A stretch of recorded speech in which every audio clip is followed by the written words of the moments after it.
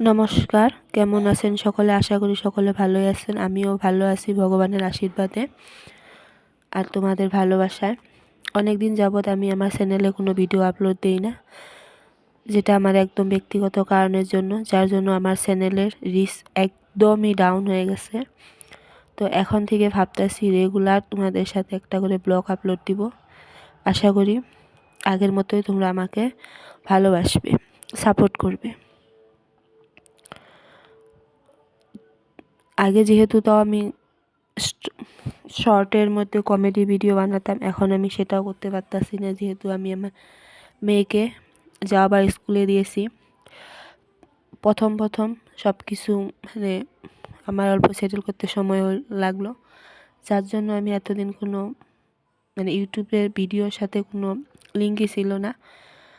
তো এখন থেকে যেহেতু মেয়ে স্কুলে সেটেল হয়ে গেছে, এখন আর কোনো অসুবিধা হয় না। সব কিছু শেখানো, নতুন একটা বাচ্চাকে স্কুলে দিলে যে ঝামেলাটা, ওটা করে উঠে আমি কোনো ভিডিও আপলোড করতে পারতাছিলাম না, যার জন্য এতদিন তোমাদের সাথে আমি কোনো ভিডিওই দিতে পারিনি।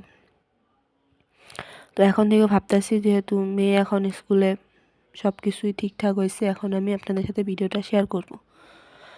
আশা করি তোমরা আমাকে আগের মতোই ভালোবাসবে। এই দেখো, সকালবেলা আমি আজ কিন্তু মেয়ে বাড়িতে নেই। সকালবেলা মেয়েকে খাইয়ে দিয়ে স্কুলে দিয়ে পাঠানোর পরে আমি কিন্তু সকালে ঘরের কাজগুলো করতেছি। সকালে শুধুমাত্র বাসি ঘর আর উঠোনটা ঝাড়ু দেওয়ার পরে হালকা কিছু বানিয়ে ওর বাবা আর মেয়েকে খাইয়ে দিয়ে পাঠাইছি। তারপরে আমি এখানে সমস্ত কাজগুলো ঘরের কাজ করে নিচ্ছিলাম। এদিকে তোমরা দেখতে পারলে ওদিকের বিছনাটা আমি গুছিয়ে নিয়েছি। এই রুমে যেহেতু মেয়ে পড়ে, এটা আমার ছোটো রুম, তো এই রুমটাও আমি সেরে নিলাম।